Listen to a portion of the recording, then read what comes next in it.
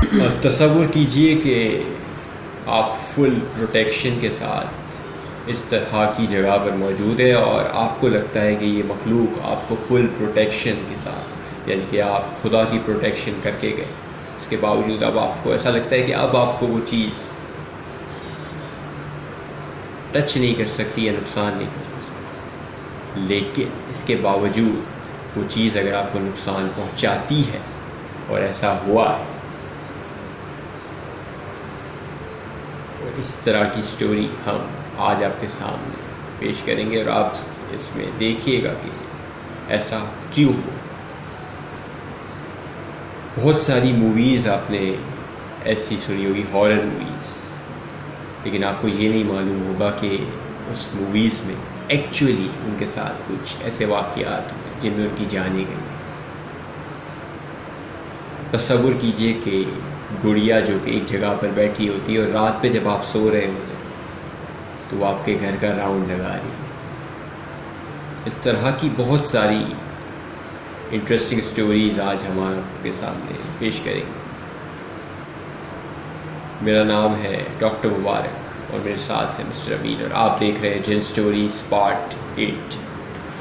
Interestingly आज हमारे पास जो है वो एक वीडियो मौजूद है जो कि हमने काफ़ी टाइम पहले शूट की थी, जो कि एंड में हम आपको दिखाएंगे। उसमें हमने रियल जिन या घोस्ट जो है वो देखा है और बहुत ही कुछ सेकंड्स के लिए वो चीज़ उसके अंदर कैप्चर हुई है, वो हम लास्ट में डिस्कस करेंगे। वो आप वीडियो गौर से देखिएगा, उसके अंदर जब वो चीज़ तेज़ी से गुजरी तो बाकायदा आप उसको हैंड फ्री पे लगा के सुनिएगा, उस चीज़ के गुजरने की आवाज़ भी आई है शू करके, बिल्कुल सिर्फ नज़र नहीं आई है वो चीज़। और दूसरी चीज़, अगर आप ये सोचेंगे कि उस कमरे के अंदर हवा होगी या कोई चीज़ गुजरी होगी, वहाँ कोई ना खिड़की है भी तो बिल्कुल बंद, कोई चीज़ गुजरने का सवाल ही पैदा नहीं होता। पर्दा लगा हुआ था और खिड़की बंद, बिल्कुल खिड़की बंद थी, दरवाज़ा भी बंद था, तो कोई चीज़ वहाँ पे अंदर आ ही नहीं सकती, ना कचरा ना कुछ कि कचरा कैमरे के सामने से गुजरा हो। तो इतनी तेज़ी से कोई कचरा गुजर ही नहीं सकता। पहली बात कि पैक कमरे में कुछ आ ही नहीं सकता। बिल्कुल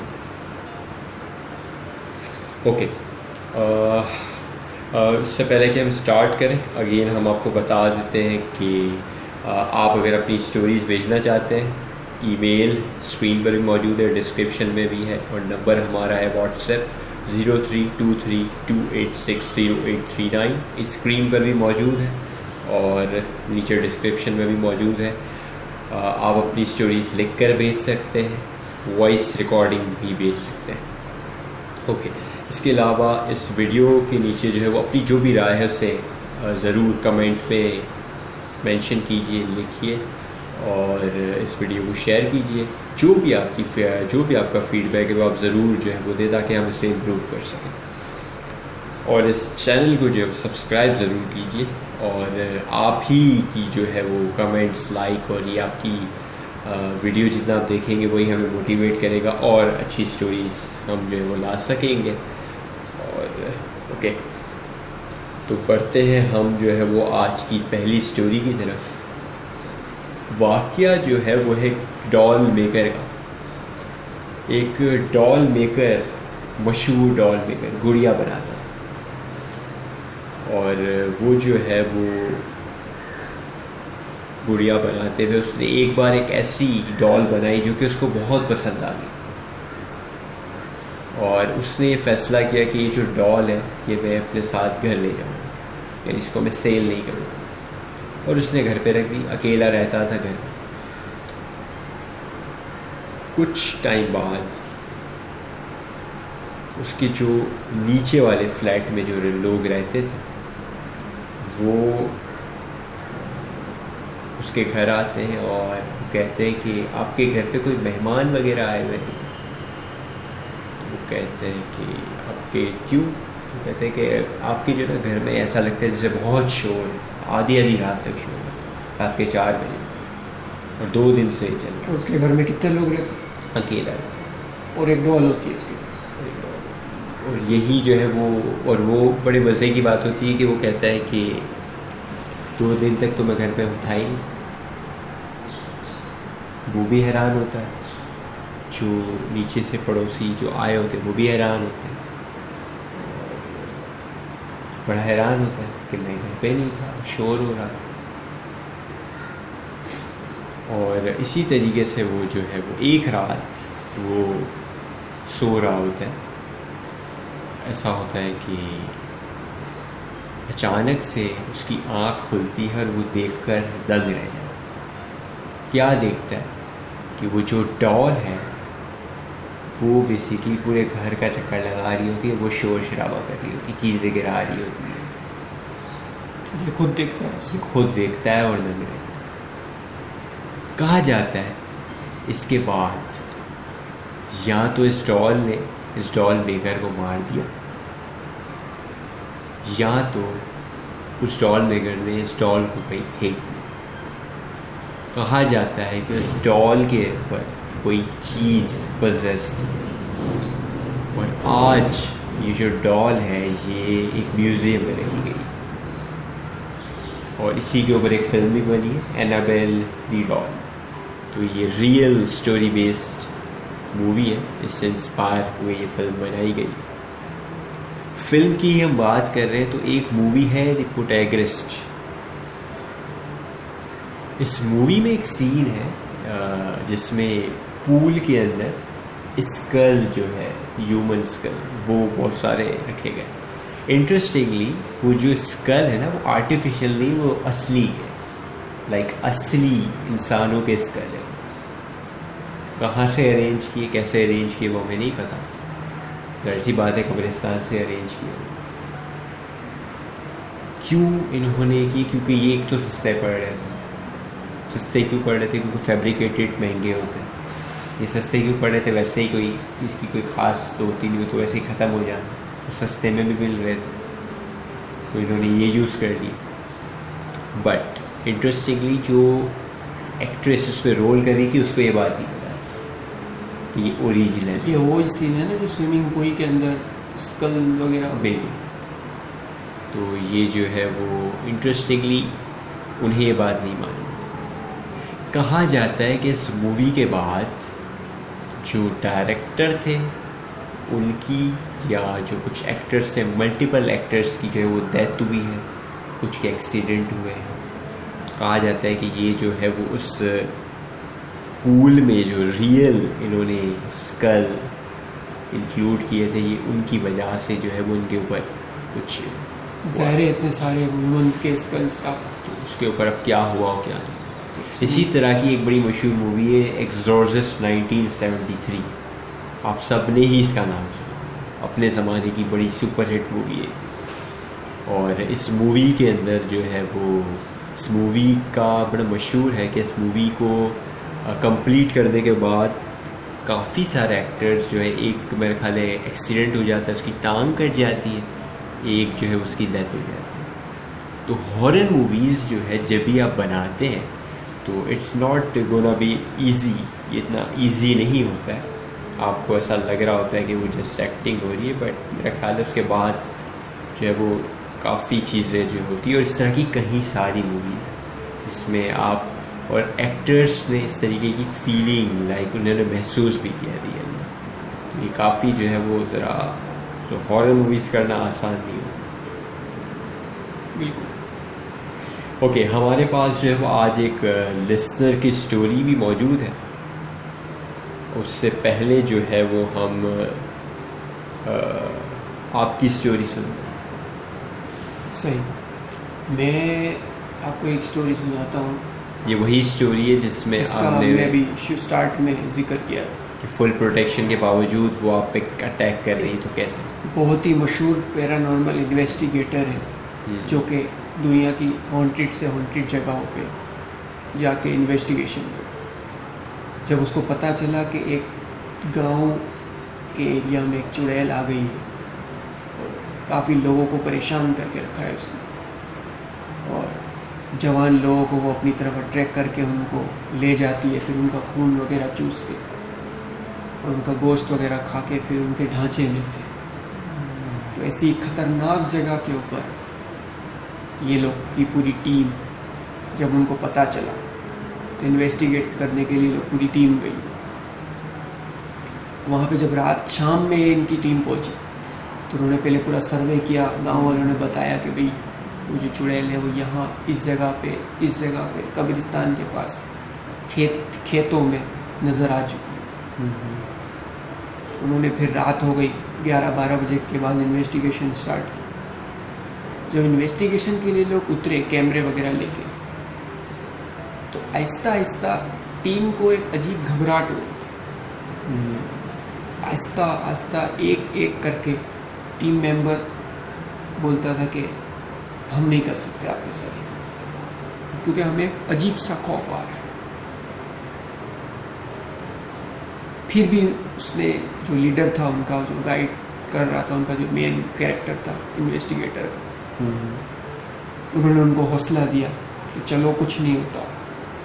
इसमें एक चीज़ होती है कि ये लोग जब भी इस तरीके की इन्वेस्टिगेशन करने जाते हैं, पैरानॉर्मल इन्वेस्टिगेशन, तो वो लोग आयतुल कुर्सी, कुल, दुरूद शरीफ और भी कुछ पुरानी आयत पढ़ के अपने ऊपर दम करके बाकायदा एक दायरा खड़ा करके जाते हैं, आसान ज़बान में एक प्रोटेक्शन में आ जाते हैं, ताकि वो चीज़ जो भी हो, गैर मरी मखलूक, वो उनको कोई नुकसान ना पहुँचा सके।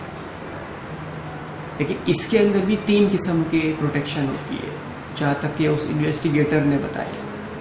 एक वो प्रोटेक्शन होती है जिसमें वो चीज़ आपको अपने हाथ से नुकसान नहीं पहुँचा सकती, यानी अपनी उस चीज़ की बॉडी से कोई नुकसान आपको नहीं हो सकता, यानी वो आपको हाथ से नहीं मार सकती, आपको सर से नहीं मार सकती, आपको पैर से नहीं मार सकती, लेकिन वो कोई चीज़ उठा के आप पे फेंक सकती है, जैसे पत्थर, छत गिरा सकती है।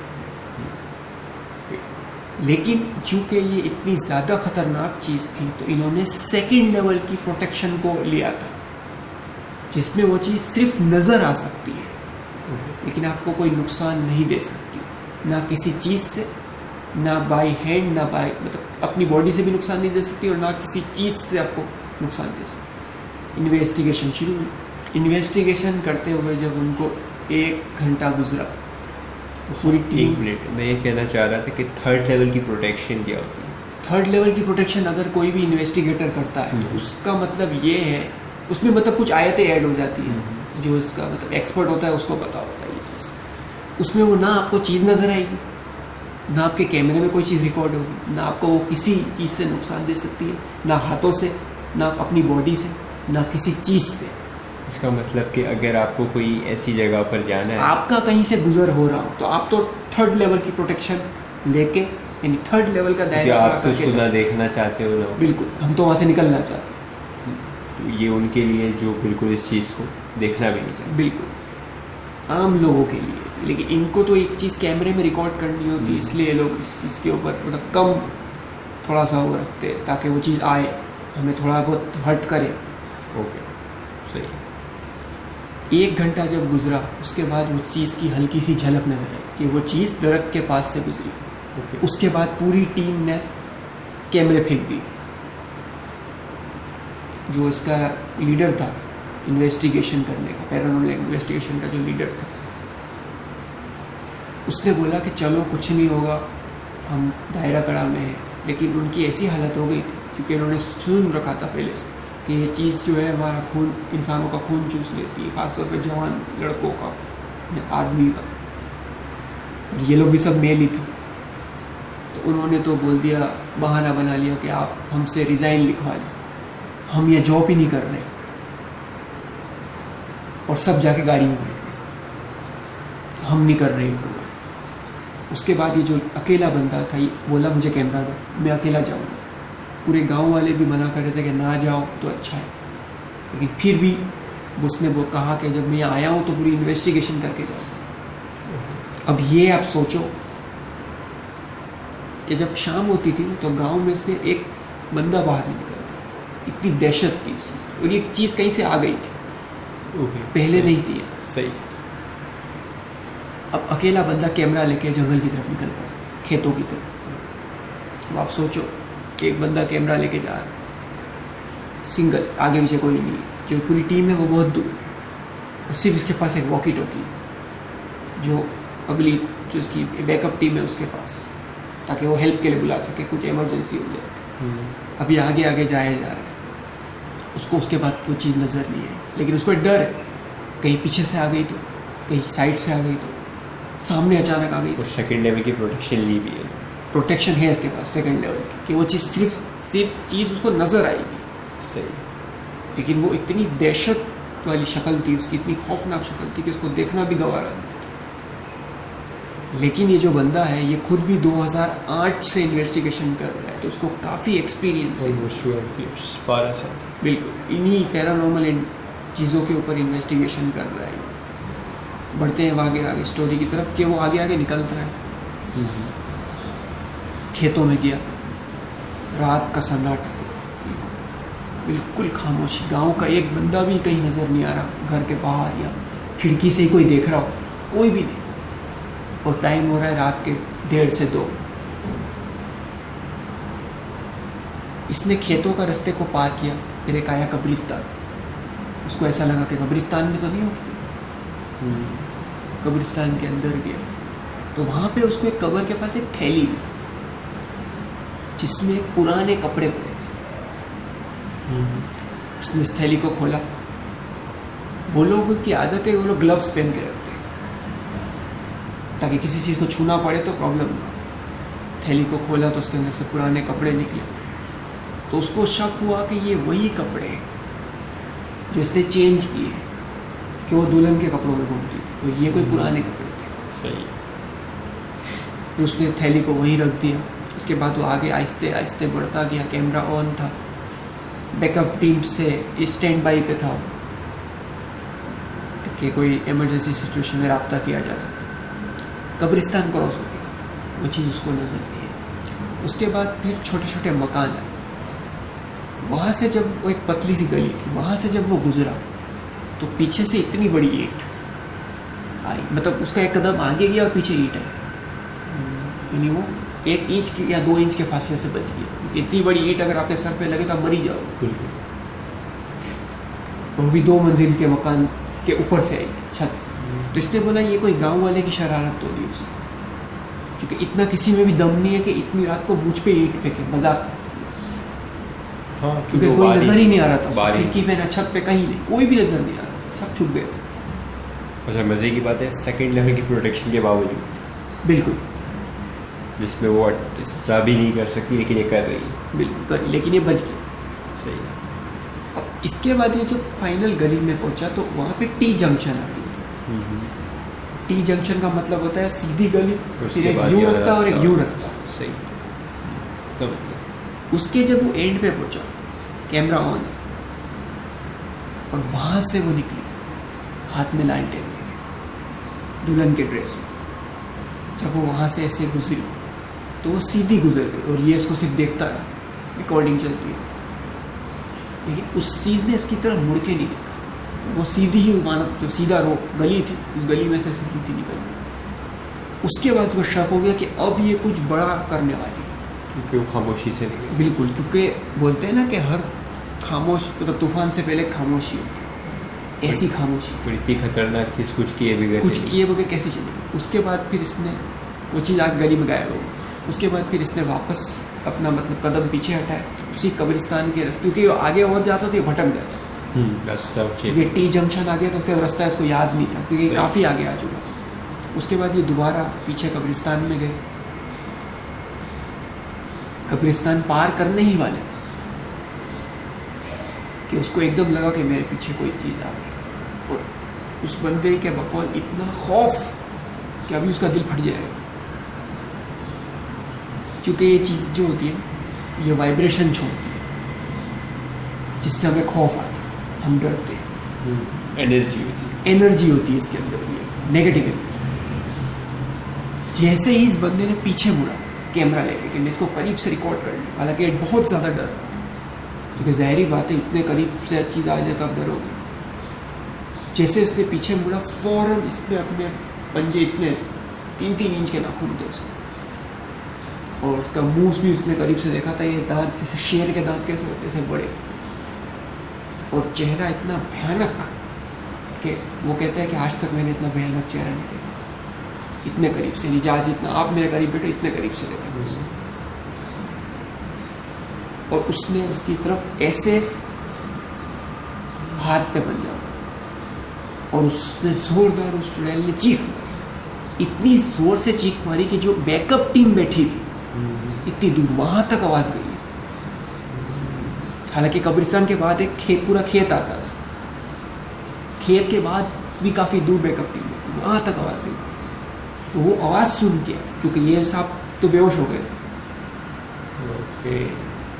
उसके बाद फिर पूरी बैकअप टीम आई, उनको उठाया, ले गए।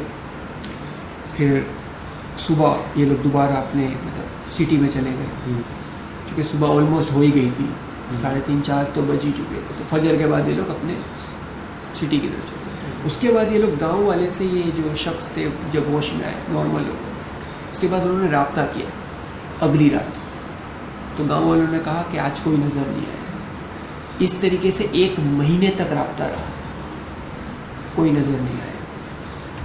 उसके बाद इन्होंने एक बड़े आलिम से पूछा कि इस तरीके से मेरे साथ हुआ है और मैंने दायरा खड़ा किया हुआ था, यानी खुदा की प्रोटेक्शन मैंने ली हुई थी कुरान की आयतों से, फिर भी उस चीज़ ने मुझ पर अटैक किया। बोला वो आलिम ने अपनी नॉलेज के हिसाब से बताया, बोला कि जैसे ही उसने तुम्हें मारा, हालांकि उसको पता था, उस चीज़ को नज़र आ जाता है कि ये चीज़ प्रोटेक्शन के दायरे में, लेकिन उसने फिर भी तुम पे अटैक किया। तो वो जो चीख निकली है ना उसकी, वो इसलिए निकली है क्योंकि वो खुद भी झल के बस हो गई,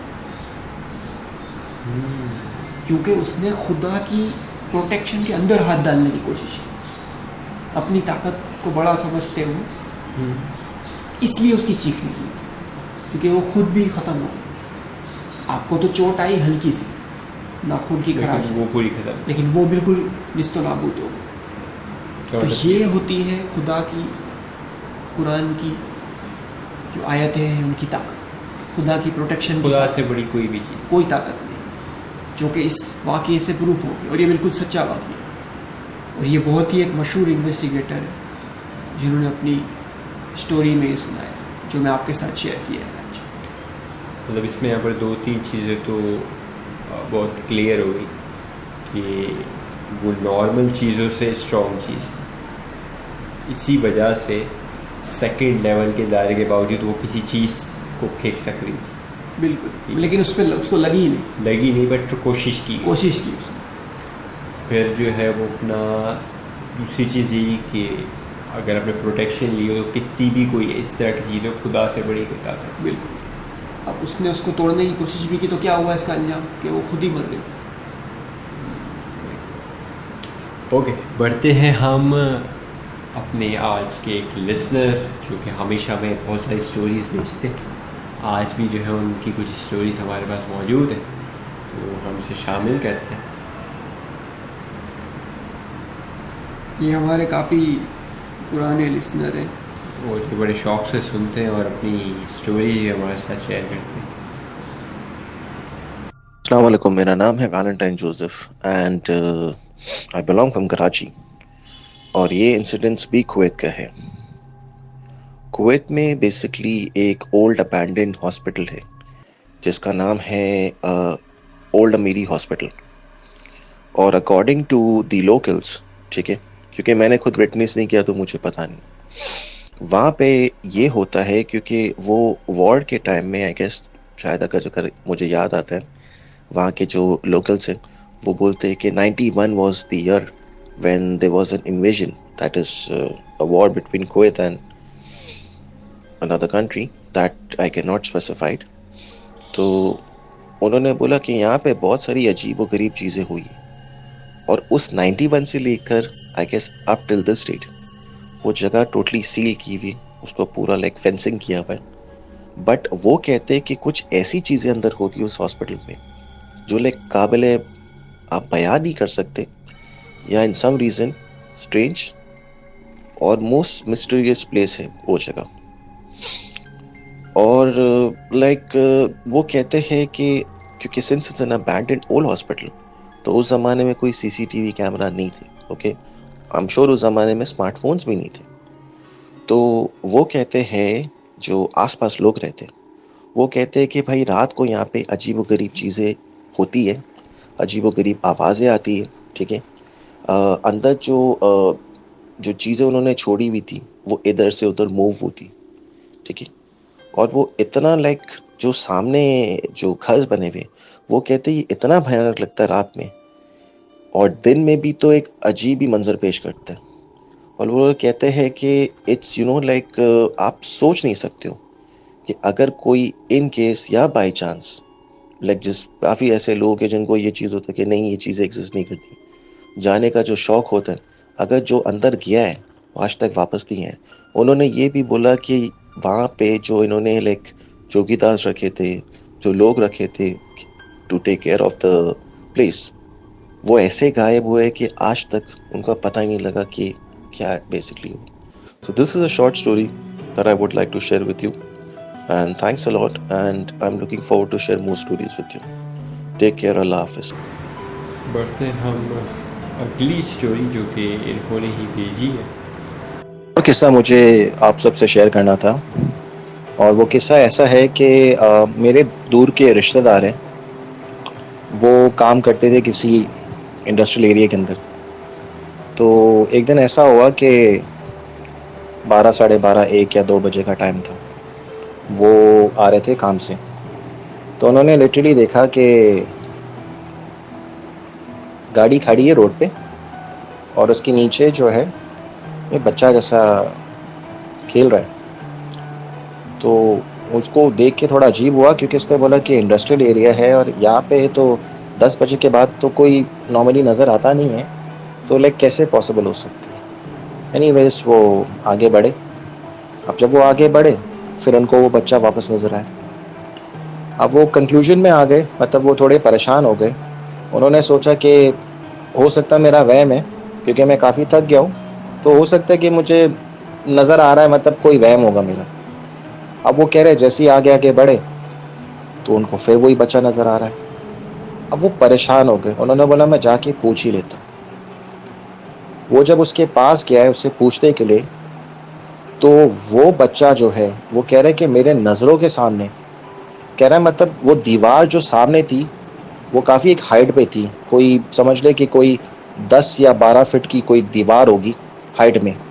और कह रहा है ऐसा पॉसिबल नहीं हो सकता है कि कोई भी इंसान एक ही झटके में उसे जम करके आगे निकल जाए। कह रहा है वो बाकायदा एक हाइट पे आया है और वो दीवार पार करके चला गया। और कह रहा है उसके बाद कह रहा है मुझे कुछ याद नहीं है। कह रहा है मैं बेहोश हो गया वहाँ पे। सुबह कह रहा है शायद वहाँ पे जो आसपास लोग गुजरे थे उन्होंने पानी वानी मार के मुझको उठाया और मुझे बोला कि आप यहाँ पड़े हुए थे, सब ठीक है। तो कह रहा है मैंने उनको बोला ऐसा ऐसा चीज़ है, तो बोला ये चीज़ें होती हैं यहाँ पे, इसमें कोई हैरानी की बात नहीं है। और दूसरा इंसिडेंस ये हुआ है कि हमारा एक फ्रेंड है, ये जो फेमस हॉस्पिटल का नाम तो मैं नहीं ले सकता हूँ, उनका ऑपरेशन होने वाला था, तो हम इनको रात को लेके चले गए थे वहाँ पे। मैं तो नहीं था वहाँ पे मगर मेरे कुछ आज दोस्त थे। तो वो बाकायदा कहने लगे कि वो हॉस्पिटल एक तो काफ़ी वीरान और सुनसान लगता था। तो वहाँ के जो वार्ड बॉयज़ वाले थे उनसे पूछा गया कि भाई ये हमारे पास तो कोई ऑल्टरनेट नहीं है, क्योंकि बाकी हॉस्पिटल्स तो यहाँ से काफ़ी दूर है। तो एनीवेज उनको ऑपरेट किया और उनको बेड पे लिटा दिया। अब पूरी रात उनको नींद नहीं आई।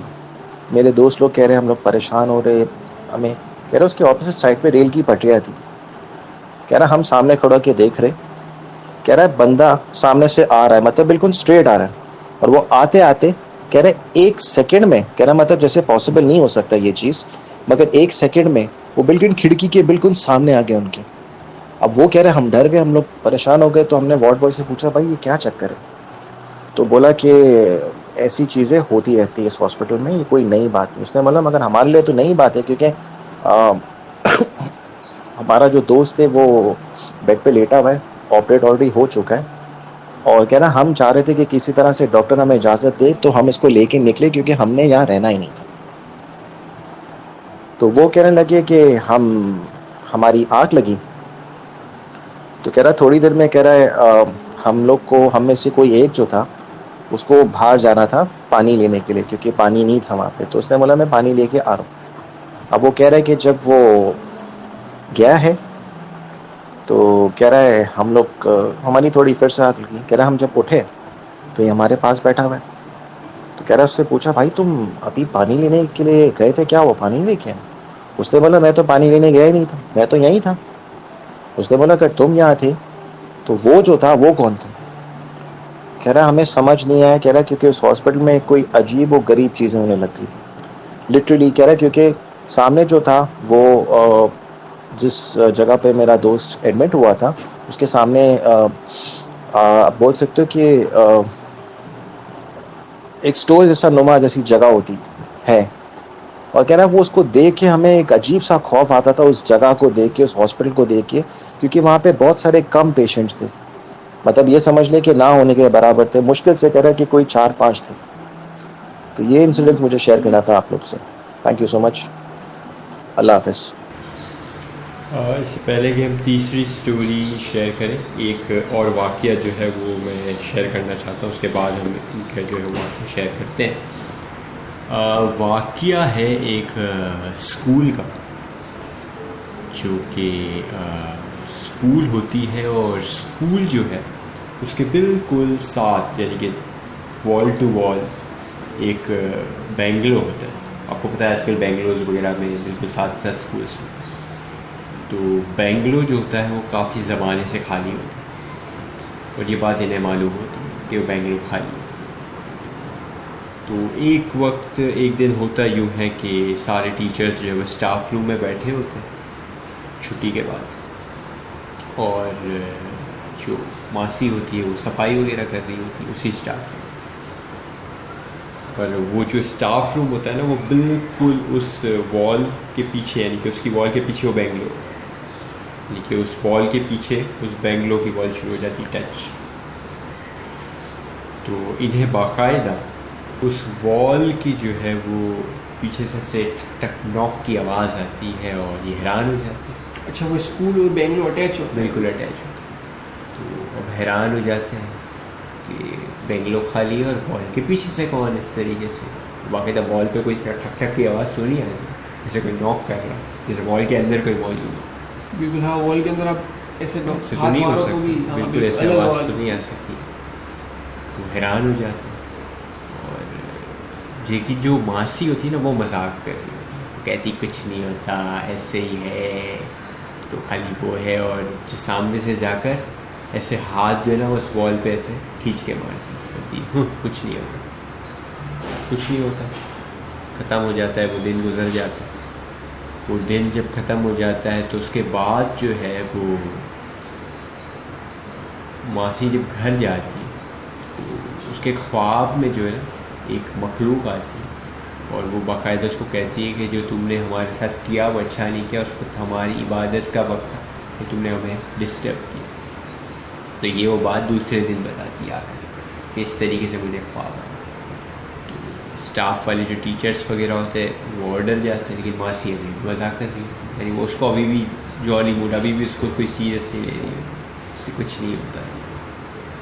तो स्कूल की जब छुट्टी हो जाती है तो वो जो है वो वॉशरूम वगैरह साफ़ कर रही है और ये लोग स्टाफ वगैरह स्टाफ रूम में बैठे हैं। तो जब वो वॉशरूम वगैरह में सफाई कर रही होती है तो वो जो है वो अचानक से उनके पीछे कोई अजीब सी मखलूक होती है काले कलर की, जो कि इसको पुश करती इनके ऊपर आ जाती और इनका गला दबाने लगती है और इनकी जो है वो सांस जैसे अटक रही होती है। और उसके बाद जो है वो ऐसा होता है कि किसी तरीके से वो बचकर वहाँ से निकलती है और स्टाफ में आके बताती है कि मेरे साथ जो है उस तरीके से हुआ है। तो फिर जो है वो डर भी जाती है और उसके बाद जो है वो जो भी होता है उससे एहसास हो जाता है, उसको समझ आ जाती है कि ये जो चीज़ थी वाकई में कोई चीज़ थी और इतनी मतलब गुस्से में आ गई थी कि वो वहाँ तक पहुँच गई और उस तरीके से उसका गला दबा रही होती जैसे उसको जान से मार डाली। तो वो चीज़ उस वॉल के अंदर रहती होती? नो आइडिया, जो बेंगलो में थी उस वॉल पे थी, बट यहाँ पर चीज़ ये थी कि ये उनका मजाक उड़ा रही थी, इसलिए वो उनको बताने के लिए आई कि क्या चीज़ है, मजाक नहीं होना चाहिए। बिल्कुल डिस्कशन करना एक अलग बात होती है कि वैलेंटाइन जोसेफ ने भी यही कहा है कि इन चीज़ को कभी भी अंडर एस्टिमेट मत करो। बिल्कुल अंडर एस्टिमेट हमें नहीं करना चाहिए। ओके, हम बढ़ते हैं अपनी लास्ट स्टोरी की तरफ जो कि वैलेंटाइन जोसेफ की है।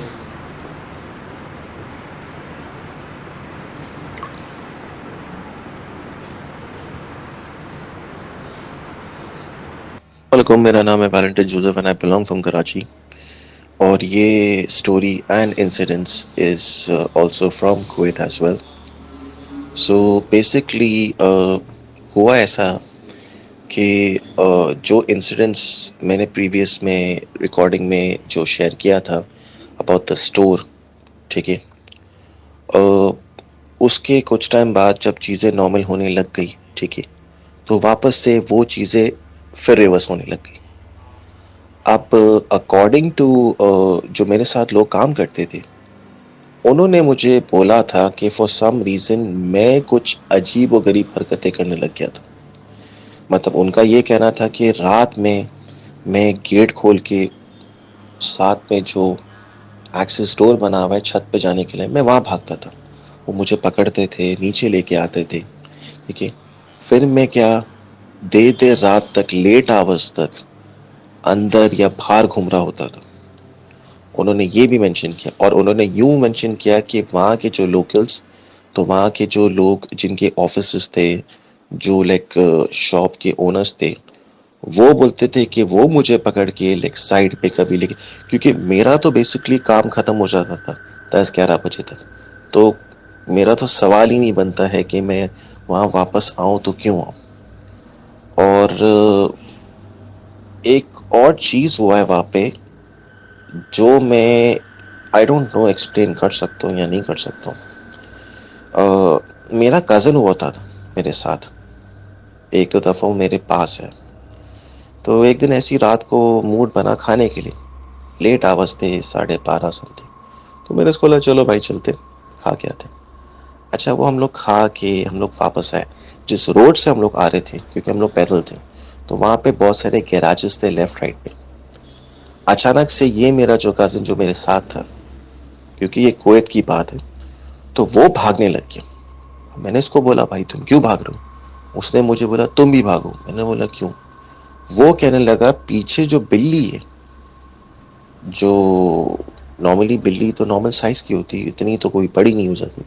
उसने मुझे बोला पीछे मुड़ के नहीं देखना, क्योंकि वो बिल्ली कुछ ज्यादा बड़ी हो गई एंड लाइक वो एग्रेसिव होके वो या तो हमला करेगी या हम में से किसी के ऊपर जंप करेगी। तो मैंने उसको बोला अब मुझे समझ नहीं आया वो क्या बोलना चाह रहा था। एनीवेज मैं चल रहा था, मगर जब मुझे वाकई में महसूस हुआ कि भाई ये बंदा सही बोल रहा है, तो फिर मैंने लगाई ये दौड़, और मैं भागते भागते भागते मैं उस पार आ गया, बिल्कुल अपने स्टोर के सामने आ गया, क्योंकि वहाँ पे बेसिकली कुछ काम चल रहा था, तो वो ऐसी हेल्प करने के लिए आ गया था। और वो रात ये भाई साहब जो है मेरे कज़न है, ये वो रात ना वो खुद सोए ना उन्होंने मुझे सोने दी, क्योंकि उनको भी अजीब वो चीज़ महसूस होने लग गई, जैसे कि सामने ग्लास डोर था, वो अपने आप वाइब्रेट होने लगी। अब मैं इसको बोलता था कि भाई मुझे इतना टाइम हो गया, मुझे पता है यहाँ क्या चल रहा है, मगर मुझे आज तक हार्म नहीं किया, ठीक है। अब मेरे जो कुलीग्स है, जो वो कहते थे कि भाई आप रात में अजीब व गरीब हरकतें कर रहे हो, ये कर रहे हो, वो कर रहे हो, मगर मुझे एग्जैक्टली समझ में नहीं आता था, क्योंकि वो एग्जैक्टली बंदा मैं था ही नहीं। मैं तो अपने नॉर्मली घर में होता था। तो मेरे जैसा बंदा अकॉर्डिंग टू उनके हिसाब से कि भाई तुम नजर आते हो, तो मैं उनको बोलता था भाई मैं घर पे हूँ, मेरे जैसा अगर कोई नजर आता है तो आई डोंट नो, क्योंकि ना मैंने जैसे मेंशन किया, ना इंसानों में ये चीजें गिनी जाती ना जानवरों में। तो मुझे बेसिकली समझ नहीं आया कि एक्चुअली ये चल क्या रहा था। और जब तक ये सब कुछ सिनेरियो खत्म हुआ और I came back to my country, तब मुझे ये चीज हुआ कि भाई जो कुछ भी हो रहा था वो सही नहीं था। और मुझे नहीं पता कि इन 2 सालों में बेसिकली क्या हुआ उस स्टोर के अंदर। उसको लेने के बाद वो इनएक्टिव था, वो एक्टिव हो गया, उसके बाद क्या क्या चीजें हुई है मैंने विटनेस की है, मेरे सामने चीजें होने लग गई। मतलब चीजें, आप बैठे हो अपने डेस्क के ऊपर और चीजें आपके सामने सरकने लग जाती। दरवाजे की वाइब्रेशन तो कंटिन्यूसली महसूस होती थी, दिन में तो नहीं, मगर शाम को 10 बजे के बाद। तो ये इंसिडेंस था जो मुझे शेयर करना था। एंड मैं सिर्फ ये बोलना चाहता हूँ कि जो लोग मिडल ईस्ट में काम करते और जो ऐसी जगहों पे काम करते, कभी भी इन चीज़ों को ना अंडर एस्टिमेट नहीं करें, क्योंकि अगर आपने इन चीज़ों को अंडर एस्टिमेट किया, आप सोच नहीं सकते हो कि ये क्या क्या करेंगे आपके साथ। क्योंकि ना तो उस वक्त आपकी फैमिली मौजूद होगी जो आपको संभाल सकती, ना आपके आसपास आपके दोस्त यार होंगे। तो ये सोच लेना कि all those actions and all your reaction, you are responsible for every single thing that you do। तो भाई यही मैं कहना चाहता हूँ कि कोई भी जो चीज़ है, जो भी है भाई, उनको प्रिवोक करने की कोशिश नहीं करें। क्योंकि मुझसे ये गलतियां हुई हैं जब मैं वहाँ था, मैंने प्रिवोक भी किए, ठीक है, मैंने उन चीज़ों को बुरा भला भी भूला है, बट सीरियसली जो चीज़ें हुई है वो अनएक्सपेक्टेबल है और उनको बयान नहीं कर सकते। और मैं सोचता हूँ कि काश मैं ये सारी चीज़ें नहीं करता तो बहुत अच्छा होता, क्योंकि वो जगह ऑलरेडी 10 साल पहले अबैंडन हो चुकी थी, वो हॉन्टेड थी वो जगह। और मज़ीद मैंने कुछ ऐसी चीज़ें की, ऐसी हरकतें, मीन्स लाइक बुरा भला बोलना, गालियाँ देना, तो आई एम श्योर कि ये भी चीज़ कभी इंसान हुआ करती थी। तो जाहिर सी बात है, कौन अपने ऊपर गाली लेना पसंद करेगा या कौन अपने ऊपर कोई ऐसी चीज़ लेना पसंद करेगा। So this is not acceptable. And anyways, thanks for sharing my story on this platform, and thanks to doctor Mubarak as well, and अल्लाह हाफिज़। सिर्फ एक चीज़ जो इन्होंने बोली कि ये चीज़ भी कभी इंसान हुआ करती होगी, तो ये चीज़ जो है इस पे काफ़ी डिबेट है कि इस ये पे debate इंसान के मतलब मरने के बाद हम भूत बन जाते हैं या वो अलग चीज़ होती है, अलग चीज़। खैर, इस टॉपिक पे आज हम बात नहीं कर रहे। ओके, ऑलरेडी जो है वो शो का टाइम, एपिसोड का टाइम ओवर हो चुका है। सिर्फ हम जो लास्ट में हम जो वीडियो का हमने जिक्र किया था कि हम जो बूस्ट रियल फुटेज हमारे पास मौजूद है, बेसिकली वो जो है वो हम एक जिन के हवाले से ही कोई एक वीडियो बना रहे थे और इसी के बारे में डिस्कशन कर रहे थे। और तकरीबन कुछ 8 से 9 मिनट, 6 मिनट की, 6 से 7 मिनट की इस तरह कुछ वीडियो है। तो उसकी खैर शूटिंग में तो काफ़ी लंबा टाइम लग रहा था, तो काफ़ी एक समझ लें कि 1-8 घंटे से हम इसी बारे में बात कर रहे थे।